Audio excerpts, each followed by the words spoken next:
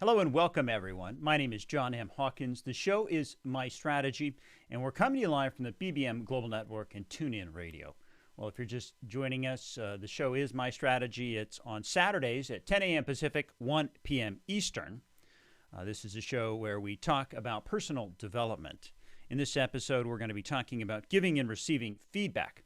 In this episode, we'll discuss the art of giving and receiving feedback, talk about the best ways to ask for feedback, tips to make receiving feedback much easier, why we don't like positive feedback, the reason you might be bad at giving feedback, and we're going to help you develop your feedback strategy. Well, welcome everybody. Saturday is a great day to reflect on your strategy, but keep in mind that any time is a great time to assess your strategy. The My Strategy radio show continues to grow. We're available on iHeart, iTunes, Player FM, YouTube, SoundCloud, Spreaker, and many more digital platforms. So you can go and listen to past episodes in podcast form there. You can find me on most social media platforms. My Twitter handle is @HawkinsJohn, and my website is johnmhawkins.com. And just like anything in life, we need to have a strategy and a plan to help us reach our goals, because the best laid plans don't always work. Now, this week, I am looking for stories on feedback, how to give it, how to receive it. Do you have any good examples, perhaps a horror story? Send it to me. I would love to see it. You can send that to talk@johnmhawkins.com. And weekly, we do give away some giveaways from time to time. So if you go to johnmhawkins.com, you can see what the latest and greatest giveaway is. Well, again, welcome. Like I said, we're talking today about giving and receiving feedback. We're going to be talking about how to ask for feedback that will help you. I'm going to go through a case study of someone who received feedback. It didn't take it so well. We're then going to talk about how make receiving feedback easier, that we need to go out and proactively seek negative feedback, because statistics and studies show that it can really improve our job satisfaction. We're going to talk a little bit also about the different types of feedback, so there's not just one type of feedback. Again, going to talk about, do you hate to receive compliments? People say nice things, but you don't always believe them. Talk a little bit about that. I'm going to talk about why you might be terrible at giving feedback to others. Do we not want to hurt someone's feelings? Are we too sensitive? Are we in a habit of providing the wrong type of feedback? Remember, I said there's different types of feedback, so we want to be aware and cognizant of all those. And then we're going to help you put together a strategy and give you some tips to be able to provide good feedback. I'd like to start off with an article here by Peter Bregman. It's called How to Ask for Feedback That Will Actually Help You. Peter starts off with, so he asked Mary. Mary is a fictitious name, but it is a real person that Peter was working with. He says, do you have any feedback for me? What can I do better next time? Peter goes on to say, we had just finished delivering a leadership training to senior executives at a large financial services company, and his working relationship with Mary was a bit tricky. She was his co-trainer and also his client, since she worked full-time at the company. Mary did have some feedback for Peter, which was insightful and useful. And after he thanked her, Mary proceeded to ask Peter, do you have any feedback for me? Of course, Peter did. He said, there were 3 things that I thought she could do that would make her a more powerful and effective trainer. But Peter said he was never able to get to them. As soon as he began to point out the first one, Mary interrupted him. She says, you don't understand, she told Peter. Then she explained all the reasons why she had acted the way she did. She was polite, but completely defensive. Peter says if she were my employee, or if I were coaching her, I would have pushed her through her defensiveness. Maybe he should have anyway, but he made a quick judgment call that it wasn't in his best interests and wouldn't ultimately help their working relationship. So rather than pushing too hard on Mary, he gave up. Peter goes on to say a lot has been written about how to give feedback, but not much on how to get useful feedback from others. It can be hard to draw out the truth from people around you. People who may be too nice to share the full picture or too intimidated to be honest. He says, and yet it's a gift to know what people are really thinking about you. This is true in all realms of your life. Knowing how your partner or spouse feels can mean the difference between a connected relationship and a dysfunctional relationship. And I think this is really an important point that Peter's touching on here. And that is, what do people really think about you? Do you really know what they think about you? And depending on how we approach feedback, we may be getting all those great insights and understanding exactly the perception and the lens through which others are looking at us. However, if we're not that effective at receiving feedback, we might put up some rails, and take that feedback and become defensive. And so what he's talking about here is it's really important for us to be able to, number one, understand feedback, but also be able to properly give and receive it. He says being good at receiving feedback is especially important at work because your colleagues are likely to push past your defensiveness and are more willing to write you off if they have a hard time working with you. If that happens, you'll never know why, since you won't have heard the feedback, so you'll keep repeating the same mistakes. And if you have a performance review coming up, it's an especially good time to work on your ability to elicit useful feedback. Your annual review is a prime opportunity to gain clarity on how you are perceived and what opportunities may lie ahead. He goes through some tips here on getting better chances of hearing the truth. Peter says, be clear that we want honest feedback. Let them know that they're doing you a favor by being most truthful. Don't be nice, you can tell them. Be helpful. He says, focus on the future. Ask what you can do better going forward as opposed to what you did wrong in the past. Probe more deeply. Don't just ask once. Give people multiple opportunities to give you real feedback to increase the chances they'll feel comfortable doing so. Listen without judgment. Try not to judge any feedback you receive, whether it's positive or negative. Write down what they say. This tactic accomplishes two things. A little silence communicates that you're taking feedback seriously, and it gives those offering it time to think about what else they might say. Getting useful feedback can be the fastest route to growth and improved performance, says Peter. It's not always an accurate reflection of who you are, but often isn't. But it is always an accurate reflection of how you are perceived, and knowing how you're perceived is critically important to the way you want to increase your influence as a leader. So Peter's got a really good point here. You know, when you do receive feedback, it might not be accurate, but according to the person providing the feedback, that is their perception of you. So as we go through today's show, I really want us to start thinking about not only is it, what feedback are we getting, but is it a perception? Is it the reality? Are we open? Are we encouraging feedback? Is feedback something that we have made a habit of and deal with it on a daily basis? Because I think, the more you get into the habit of receiving and giving feedback, the easier it often is. You're listening to My Strategy. I am your host, John M. Hawkins, coming to you live from the BBM Global Network and TuneIn Radio. When we come back, we're going to talk about how to make receiving feedback easier. We'll be right back.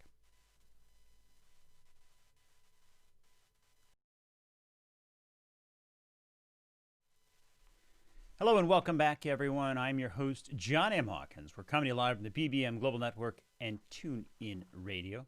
The show is called My Strategy. We focus on personal development. This week, we're talking about giving and receiving feedback. Right before the break, we were talking about how to ask for feedback that will help.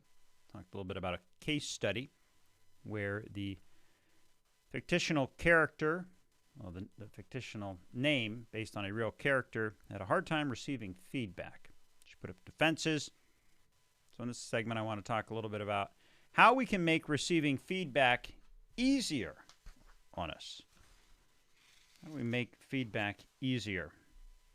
I've got an article here by Dr. Sheila Heen, and she talks about ways that we can make feedback easier. Dr. Heen starts by saying, do you struggle to receive people's feedback? If you find yourself trying to avoid these opportunities, bracing yourself for what you might hear, or preparing a long list of reasons to dismiss what you're being told, then you're in good company. While workplaces have increasingly invested considerable resources in training people to give other people feedback, few of us have been taught how to receive feedback as well. And I think this is true of absolutely everybody. I mean, I know that I have in the past challenged with receiving feedback if I feel that I'm in my swim lane and in an area that I'm very good at. But there might be other areas that I'm not so good at where I am constantly seeking feedback and asking for help because I don't know much about it. So what we want to do is, we really want to understand this feedback loop, understand the different types of feedback, and how we can apply that to our personal development. Dr. Heen goes on to say, receiving feedback can feel both like a gift and a colonoscopy. Explained Dr. Sheila Heen, a lecturer at Harvard Law School and author of Thanks for the Feedback, The Science and Art of Receiving Feedback Well. When we interviewed her recently on Making Positive Psychology Work podcast, feedback can help us learn, grow, and improve our careers. But at the same time, getting feedback can also be among some of our most painful experiences at work. Study suggests that if we regularly, proactively seek negative feedback, that is, by asking others what we could do better or what we could have changed, then we're more likely to have a higher job satisfaction, adapt more quickly in new roles, receive higher performance reviews compared to those who didn't seek feedback. They say the trick is understanding and managing our resistance to feedback so we can approach it with the confidence and curiosity that allows us to look for what will help us grow. Sheila goes on to explain that there's 3 different types of feedback. And I think this is important because not all feedback is equal. But there's 3 different kinds. There's the appreciation, coaching, and evaluation. And she says we need all 3 if we're going to learn to grow. I'm sure many of you, as you think about the type of feedback you provide, where does it fit? Do you mostly do appreciation? Do you provide coaching? Or do you do evaluation? Well, to get a better understanding of what they're all about, they've got some helpful definitions here. Appreciation. We feel seen and valued. It motivates and encourages. It's the appreciation type of feedback. Coaching helps us better or more effective in some way. It might increase knowledge, skills, capability, growth, or collaboration. An evaluation rates or ranks us against a set of expectations and informs decision-making, such as our performance reviews, given that we can feel judged, and up to 71% of us feel performance reviews are not an accurate evaluation. This can be most emotionally volatile type of feedback. However, not knowing how we're tracking can create anxiety when it comes to receiving this feedback. Sheila notes that this is helpful to understand that there are 3 kinds of triggers that can block out our ability to hear feedback. So we've got the 3 different types of feedback, the appreciation, coaching, and evaluation, and it's important for us, according to Dr. Heen, to be aware of all 3 different types. So keep a mental note, which are the types that you like giving or receiving. She then goes on to say there's these triggers. There's the truth triggers. We believe the feedback we received is helpful or untrue. We may feel indignant, wronged, or exacerbated, or we might reject, defend, or counterattack. The challenge is to hear what the giver is trying to tell us and see ourselves accurately, given that we all have blind spots.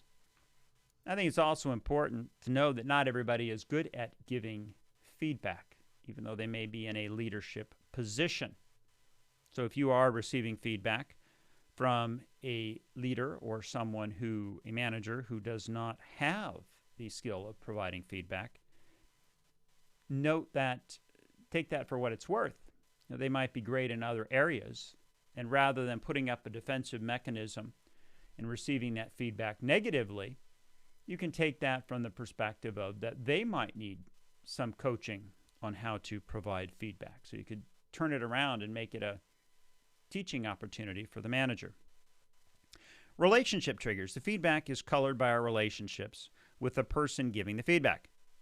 Even if we don't trust their judgment or like how we're being treated, their feedback might still be helpful. The challenge is to separate the who from the what. That's always hard, right? I mean, when you have a relationship with somebody and it usually ends up in a fight or it's not a very healthy relationship, it's very hard to get that feedback because there's a personal connection. So it makes sense. Try and think about what they're trying to say and not how they're saying it. Identity triggers. These attack our stories of who we are and also reflect our own unique sensitivities around receiving feedback. The challenge is to keep the feedback in perspective and to embrace a growth mindset. Dr. Hill goes on to say that we need to develop a feedback culture. You need all three kinds of feedback: appreciation, coaching, and evaluation. Discuss these qualities with your team. How are you doing on each of these fronts? What kind of feedback could you use more of? And how often do you provide it for each other across the team? This can open up opportunities to offer each other appreciation, suggestion, and coaching throughout the year, rather than having to wait till that one dreaded time during the year where you sum it all up. You're listening to My Strategy. I am your host, John M. Hawkins, coming to you live from the BBM Global Network and TuneIn Radio. When we come back, we're going to talk about hating to receive compliments. We'll be right back.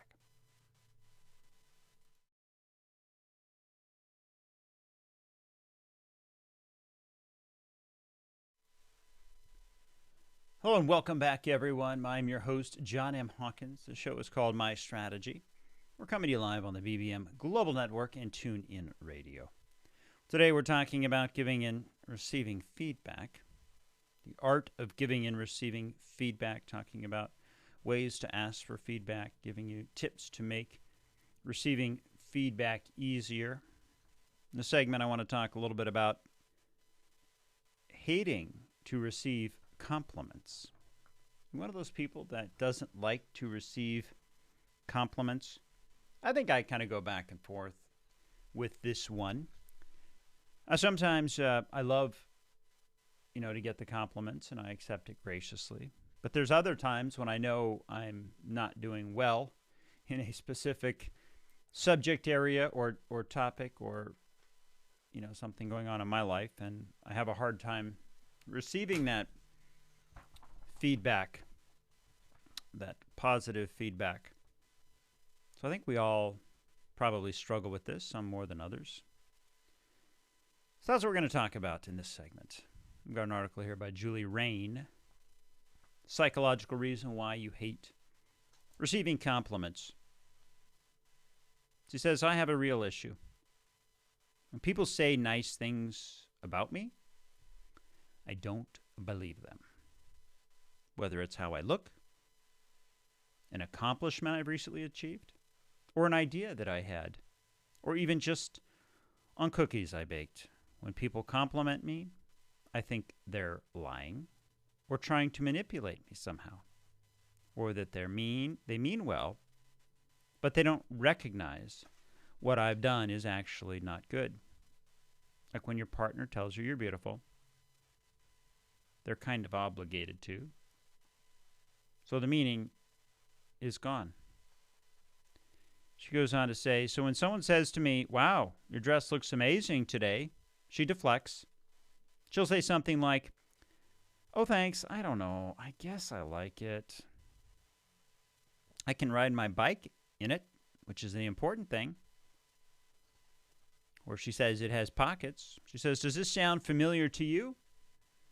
The ability to overlook 50 positive comments in favor of one negative, one that someone said to you once 10 years ago.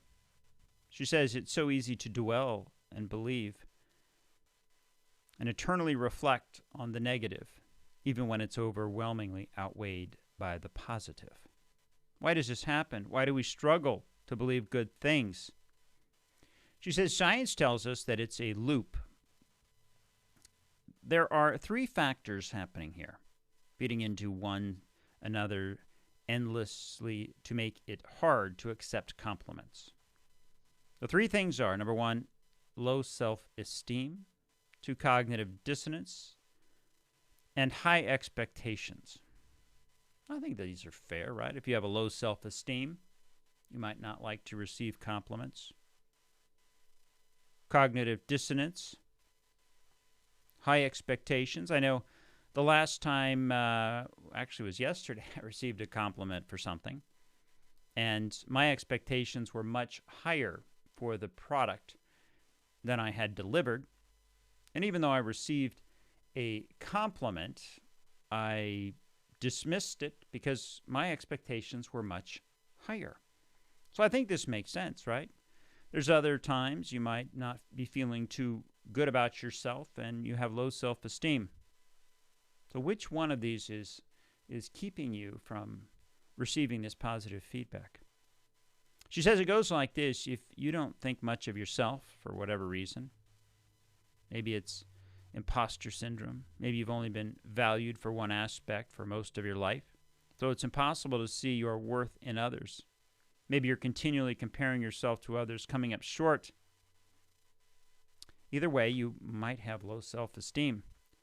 So when someone compliments you, this jars the truth you hold about yourself. It's uncomfortable in your mind because you're faced with two prospects. Number one, you are wrong about yourself. Or two, they are lying. You can't simultaneously believe you stink and believe someone else when they say that you don't. So while your brain is working furiously to justify the two things concurrently, your mouth will open and justify things to the other person. You might say something like, "Oh, I just got lucky. I guess the stars aligned. Good thing they asked the right question that I knew the answer to." She says, and just like that, the pressure's off. This plays into the last factor, high expectations, because you have low self-esteem, because you struggle to believe other people when they're kind to you. You may want to shirk any expectations as soon as possible. So you respond to the situation in a way that lets you off the hook if you don't succeed next time.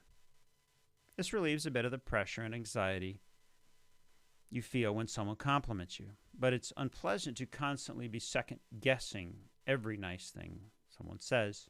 Sometimes people are just nice. It's good for our brains to be told we're good. We've established why this happens, because we don't believe in ourselves, and more comfortably for our brains when nobody else believes in us either. But it's healthy when, instead of forever dwelling on the negative feedback, we linger on the positive. It says being able to experience happiness when other people notice you can be an important source of fulfillment, according to Dr. Whitburn. Research shows that people who routinely dismiss positive comments actually had a harder time remembering the level of positivity of the feedback. So more people who accept them begin with, accepting compliments can be very hard. She goes on to talk about a number of other things and how it's difficult to receive or say thanks when someone provides you a compliment. Obviously, she said she'd rather believe the other person, just say thanks and move on with her life, but instead she's obsessing over the compliment. She goes on to talk about what you can do when you continually self-criticize yourself. I think my takeaway from this is, people do want to provide feedback, and if they are genuinely complimenting you, it might be a compliment. And rather than having some canned phrase that you repeat back to them or a snarky comment, It might be just that we should just say thank you and move on. I mean, I know I, from time to time, have a hard time accepting the output of some of my deliverables. And in those cases, I have high expectations. But that might not be what the person who saw my output thinks. So sometimes a simple thank you is the best response. You're listening to My Strategy. I am your host, John M. Hawkins, coming live from the BBM Global Network and TuneIn Radio. When we come back, we're going to talk about how you might be absolutely terrible at giving feedback. We'll be right back.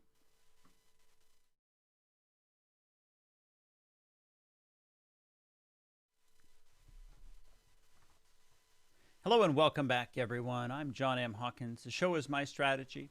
We're coming to you live from the BBM Global Network and TuneIn Radio. Well, if you're just joining us, welcome. My Strategy episodes are live and on Saturdays at 10 a.m. Pacific, 1 p.m. Eastern. Today we're talking about giving and receiving feedback.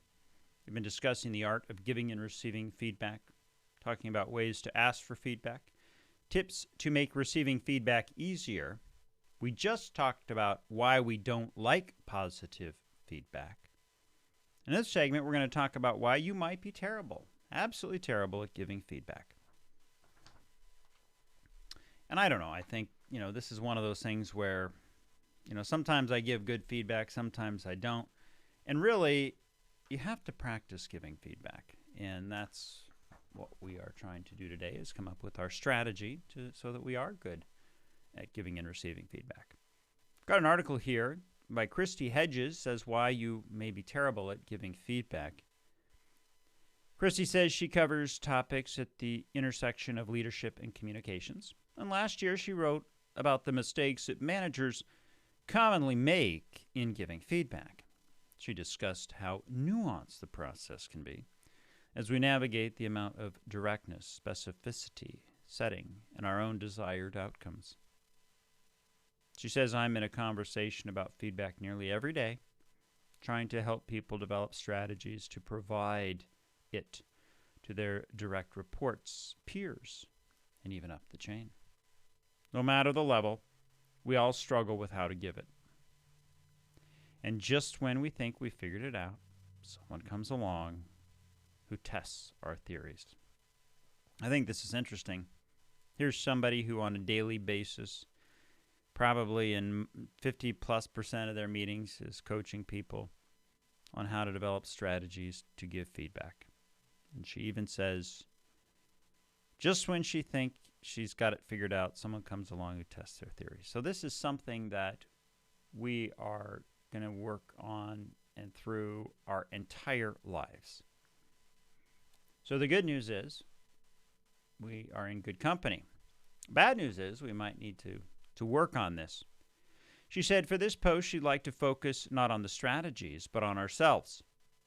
Most of us simply hate giving feedback until we can get our heads around our own issues concerning feedback, many of them coming from a benevolent, albeit unhelpful place, where we will always struggle. She says here are some reasons why providing feedback can be so difficult. And she has an ask, see what resonates for you. Christy says, number one, we don't want to hurt someone's feelings. By far, this is the number one reason we resist giving feedback. Yes, being sensitive to employees' feelings is a good thing, and it's much better than the alternative. Yet, all too often, we let regular constructive feedback go in order to assuage our own feelings about conflict. Worse, the longer we put off providing constructive feedback, the hairier the issue can become until we have to deliver very tough news. That's a good one, right? If you don't provide feedback, if you're not helping somebody change course, if you're not helping them early, it could just exacerbate the problem, and then you have a much bigger problem later. If this is you, she says there's two things to consider. First, while people love negative feedback, they'd rather have it than not know. Consider yourself. Wouldn't you prefer to be made aware of an issue early so you could correct it? People are far sturdier than we treat them. Most people want constructive feedback. In fact, unhappy employees often cite lack of feedback as a reason they're looking to leave their jobs. She says, second, if we can get in the habit of providing regular incremental feedback, both positive and negative, then it becomes much less of a big deal and more part of your team culture. We react most to what's unusual. If you receive constructive feedback each week in your meetings with your boss, for example, you're prepared for it. And I love this second tip. I think it is extremely important to, number one, get in the habit of receiving those different types of feedback. Are you appreciating someone? Are you providing coaching? What is the type of feedback that you are providing? If you're with your boss, it's an evaluation. But get in the habit of it, right? I mean, if you are somebody who doesn't like feedback and doesn't like to provide it because you're going to hurt someone's feelings, or maybe you don't want to receive feedback, if you got feedback every single day, at some point, you're not going to be as stressed out about the feedback and you're going to be able to accept it. She says, we're concerned that the feedback might be taken the wrong way. In our heads, we imagine that despite our best efforts, some people will inevitably take the feedback the wrong way. It can be difficult to tell if the recipient will digest the feedback as personal criticism or if they will respond positively. A way to manage this in the moment is to simply state your intention up front. I'm telling you this because you have great skills, and I don't want this to get in your way.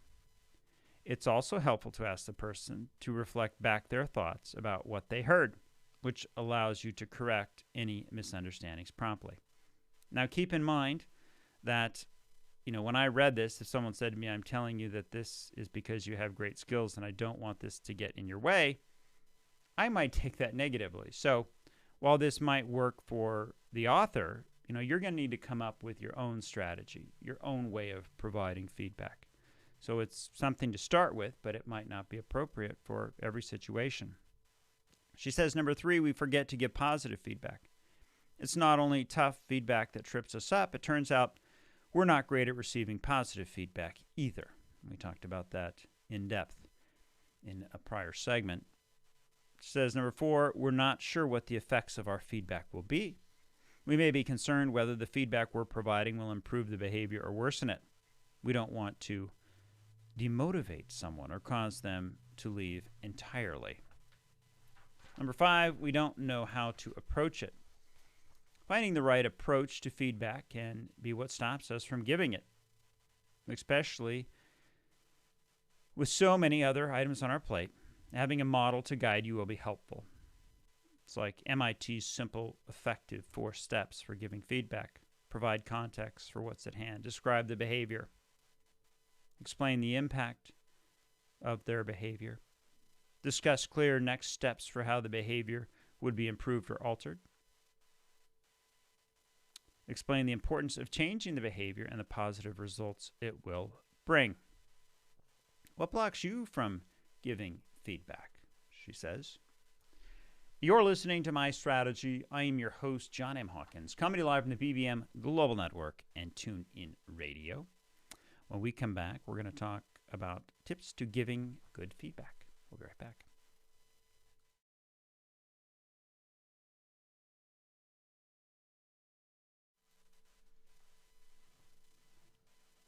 Hello and welcome back, everyone. I'm your host, John M. Hawkins. We're coming to you live from the BBM Global Network and TuneIn Radio.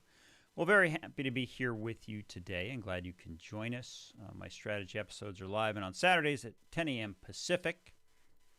Right before the break, we were talking about why you might be terrible at giving feedback. And that's the whole purpose of today's show is feedback. The show really is about personal development.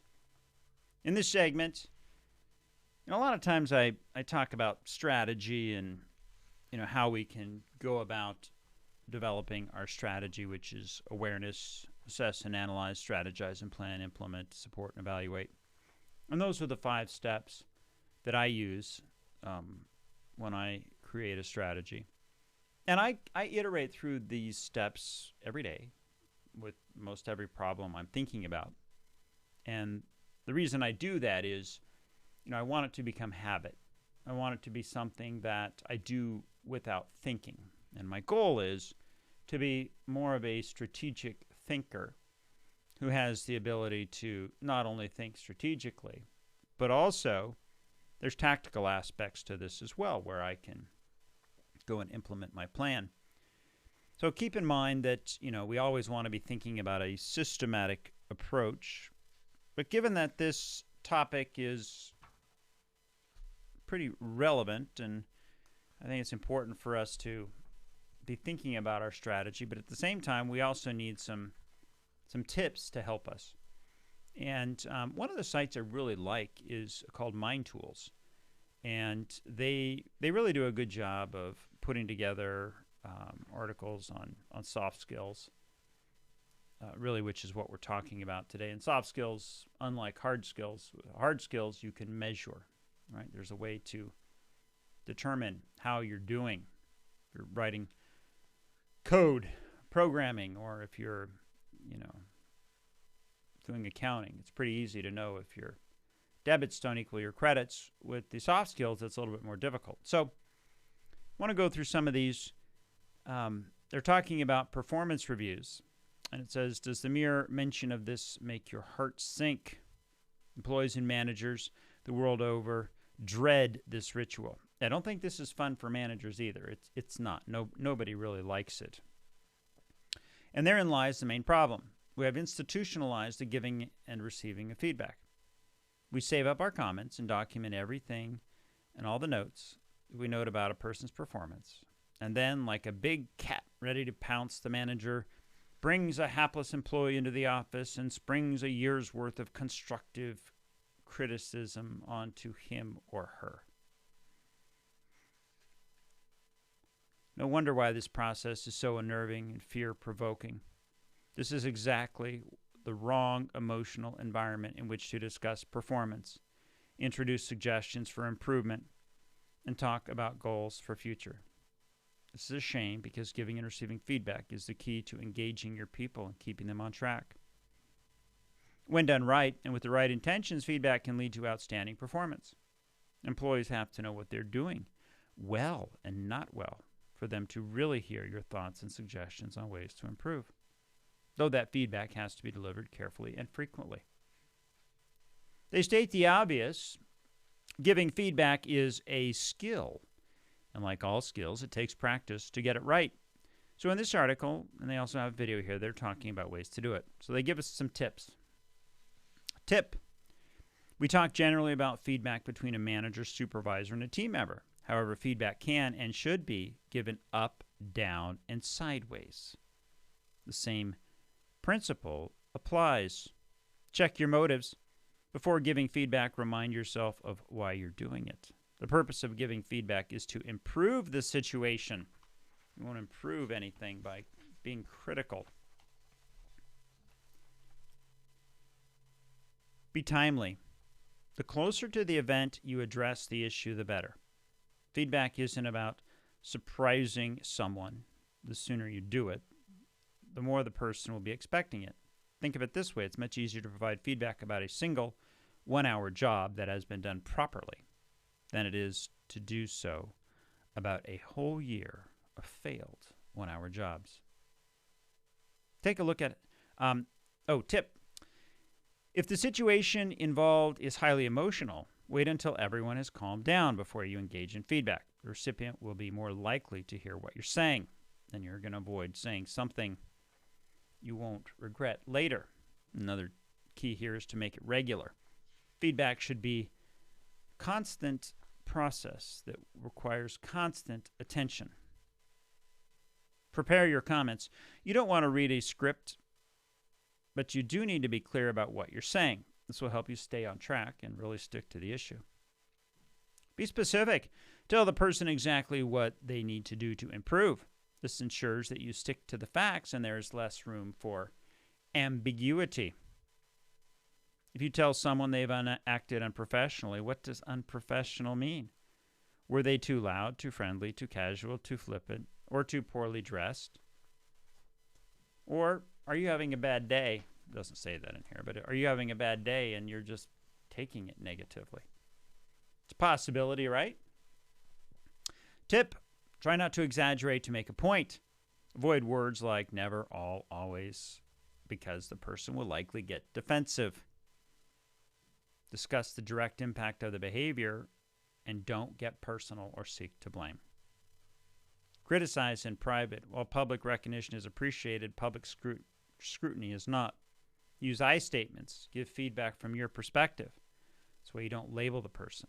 Say, I was angry and hurt when you criticized my report in front of my boss, rather than you were insensitive yesterday. You know, clarity helps us with focus, and the more context you can provide, that's helpful as well.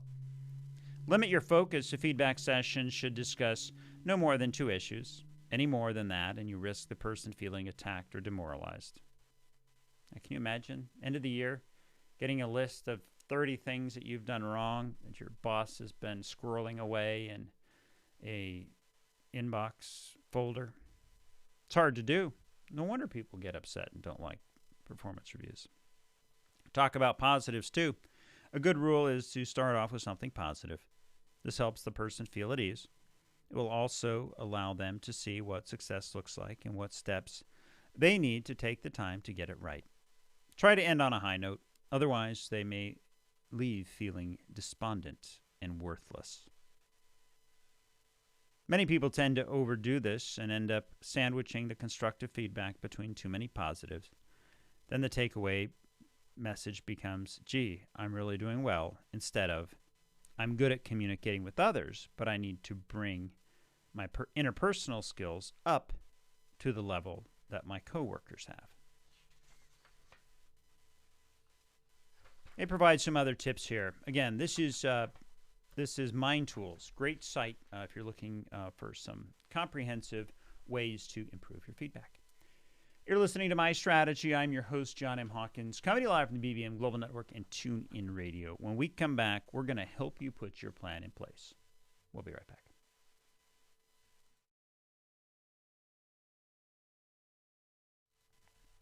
Hello and welcome back, everyone. I'm John M. Hawkins. The show is My Strategy. We're coming to you live from the BBM Global Network and TuneIn Radio. My Strategy show's all about personal development.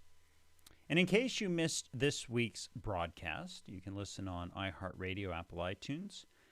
And if you'd like to have something covered in the show, you can send an email to talk@johnmhawkins.com or just give us a call at 844-MY-STRATEGY. That's 844-MY-STRATEGY. Well, this week we've been talking about giving and receiving feedback. Been talking about the art of giving and receiving feedback. Talking about the ways to ask for feedback. Tips to making and receiving feedback easier. Why we don't like positive feedback. The reason why we might be bad at giving feedback. And we talked about some ways to develop our feedback strategy. How do we ask for feedback?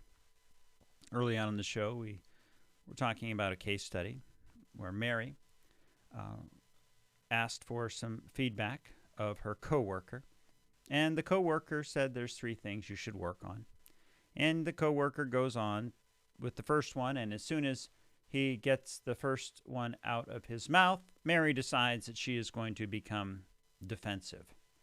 And rather than continuing, the coworker decided it's best to just let this one go. I don't want to hurt the relationship. And I think that's important for us to be thinking about as we're going through our daily lives. We do have defense mechanisms that we put up, fight or flight, and when we receive feedback, we really need to be cognizant of those fight or flight types of emotions and put them in check. Now, it can be extremely difficult when we are getting feedback all lumped up in one go. So we want to be thinking about ways that we can proactively seek negative feedback and positive feedback on a daily basis, because studies show that that really helps us from a job satisfaction perspective and also leads to promotion. But many times it's hard because we hate receiving compliments. People will say nice things, but you don't believe them. So sometimes it's better to be open to people when they give you compliments, and just a simple thank you will do. Might be that you're not good at receiving feedback. You don't want to hurt someone's feeling. Sensitivity can be a good thing, but if you get into the habit of providing those positive and negative feedback, and we have that full circle, closed loop, it's going to provide better experience in your ability to give feedback and receive it. You always want to be thinking about your motives and why you're giving feedback. They should be timely, regular, specific. Make sure you use I statements. And if you do want to criticize someone, don't do it in front of a group, but do it in private. And it's always important to limit your focus. Don't come up with a laundry list of 25 things that people do that you don't like. Rather, focus on 2. Well, that's all the time we have for this week. It's been an absolute pleasure being with you. The show is My Strategy. I'm John M. Hawkins. We're on the BBM Global Network, and we'll see you next time. Take care.